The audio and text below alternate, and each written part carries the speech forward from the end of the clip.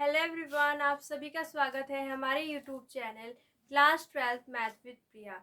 ये जो क्लास है वो हिंदी मीडियम के स्टूडेंट के लिए है और हम यहाँ पे पढ़ रहे हैं अध्याय 7 समाकलन और उसकी प्रश्नावली 7.1। पिछली क्लास में हमने देखा था प्रश्न संख्या 8 और 9। आज की क्लास में हम देखने वाले हैं प्रश्न संख्या 10। तो देखते हैं हमारे पास प्रश्न संख्या 10 क्या है। प्रश्न हमसे कह रहा है आपको समाकलन ज्ञात करना है under root x minus 1/√x का होल स्क्वायर का। तो यहाँ पे सबसे पहले जब भी आपको समाकलन करना होता है तो आप अपने जिसका आपको समाकलन निकालना है उसको सरल कर लेते हैं। जब आप उसको सरल कर लेते हैं तो जो आपने फॉर्मूले याद किए हैं उनका उपयोग करके आप समाकलन निकाल लेते हैं। तो इसको हम किस तरीके से सरल कर सकते हैं, आप इसको देखोगे तो ये a माइनस बी के होल स्क्वायर जैसा आपको दिखेगा।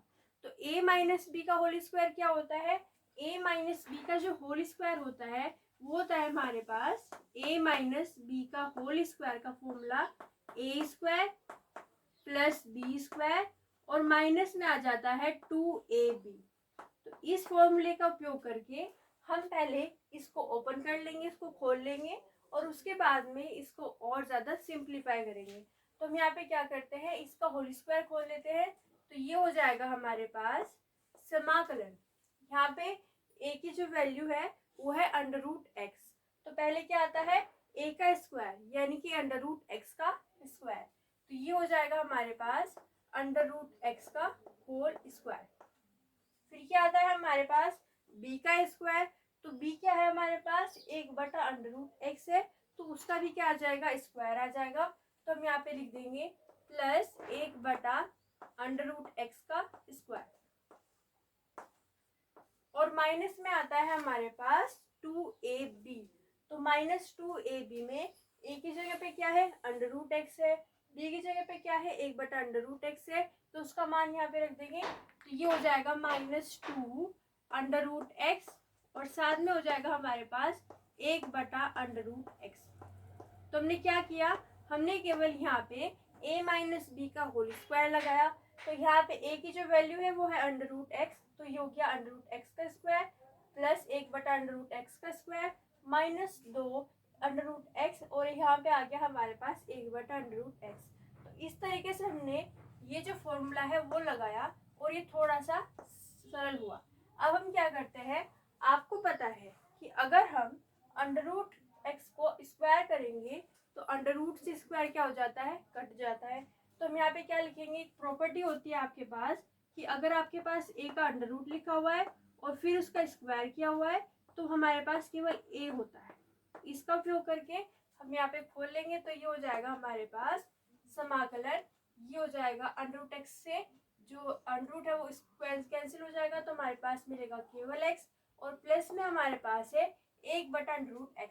तो a का स्क्वायर होगा जो कि हो जाएगा 1 और √x का स्क्वायर कितना होता है, x ही होता है।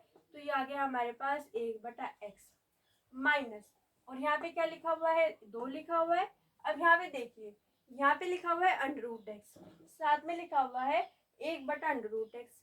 तो ये जो है √x से ये वाला √x क्या हो जाएगा, कट जाएगा। तो हमारे पास क्या बचेगा, केवल -2 बचेगा। तो हमने यहाँ पे लिख दिया -2 और साथ में हमारे पास क्या चल रहा है, dx चल रहा है। तो हमने यहाँ पे इस फॉर्मूले का यूज किया और हमारे पास ये मिला। अब हम क्या करते हैं, अब हम यहाँ पे आएगा dx, इसको थोड़ा सा और सिंप्लीफाई करते हैं, इसको थोड़ा सा और सरल करते हैं। तो यहाँ पे जो समाकलन का चिन्ह है वो तीनों में चला जाएगा। तो समाकलन x को भी मिलेगा, 1/x को भी मिलेगा और माइनस का 2 को भी मिलेगा। तो हम यहाँ पे इसको दे देते हैं सबको। ये हो जाएगा समाकलन x dx प्लस समाकलन 1/x dx और यहाँ पे आ जाएगा माइनस, ये माइनस चल रहा है यहाँ पे और ये हो जाएगा 2 dx। यहाँ पे हमने केवल समाकलन को दे दिया, पहले इसको दिया तो ये हो गया समाकलन x dx, फिर इसको दिया तो ये हो गया समाकलन 1/x dx और इसको दिया तो ये हो गया -2 समाकलन dx, या आप कह सकते हो माइनस समाकलन 2 dx। अब क्या करते हैं, अब यहाँ पे फॉर्मूले लगाते हैं। तो हमारे पास x की पावर कितनी है, यहाँ पे 1 है। x की पावर n का जो फॉर्मूला होता है, x की पावर n का जो समाकलन होता है उसका फॉर्मूला होता है समाकलन एक्स एन का एक्स की घात एन प्लस वन और हमारे पास बटा में आ जाता है एन प्लस वन। इसका उपयोग करते हुए एन की वैल्यू क्या है, यहाँ पे एन का मान हमारे पास दिया हुआ है ए, तो हम कहेंगे समाकलन एक्स डी एक्स, यहाँ पे भी चलेगा डी एक्स, ये बराबर हो जाएगा एक्स की घात एन प्लस वन, तो यहाँ पे घात कितनी है एक, तो ये हो जाएगा दो, एन प्लस वन एक प्लस वन, तो हमारे पास क्या हो जाएगा दो, और यहाँ पे भी आ जाएगा हमारे पास एक प्लस एक यानी कि दो।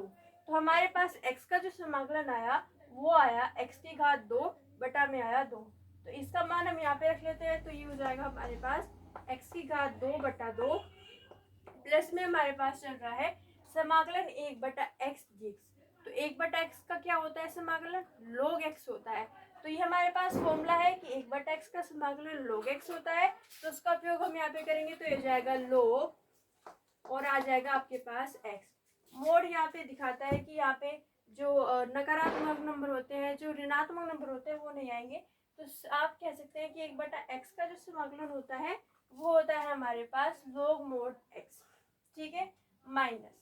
अब आप बताइए कि जो दो है वो क्या है, वो तो एक अचर मान रखता है, दो क्या है एक अचर है, तो दो को हम समाकलन से बाहर कर देंगे, तो हमारे पास समाकलन किसका होगा dx का होगा, ठीक है। मैंने क्या कहा कि दो जो है वो बाहर आ जाएगा, तो समाकलन किसका होगा केवल dx का होगा, तो समाकलन dx का कितना होता है केवल और केवल x होता है, क्योंकि यहाँ पे जो समाकलन है और जो अवकलन है वो एक दूसरे को काट देते हैं, तो हमारे पास केवल x मिलता है, ठीक है। तो यहाँ पे इसका समाकलन हुआ x, और अब हमने तीनों का समाकलन निकाल लिया है, तो हम लगा देंगे यहाँ पे समाकलन का अचर जो कि होता है हमारे पास c, तो ये आ गया इसका उत्तर। तो ये है हमारे पास इसका उत्तर। एक बार फिर से देखते हैं कि हमने इस प्रश्न को किस तरीके से किया।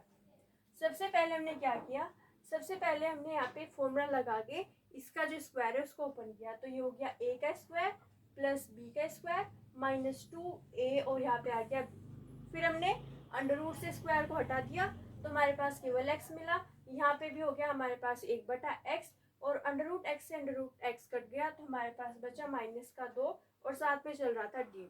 फिर हमने समाकलन को तीनों को दे दिया, तो हमारे पास मिला समाकलन एक्स dx प्लस समाकलन एक बटा एक्स dx, और हमारे पास क्या मिला माइनस दो माइनस समाकलन दो dx।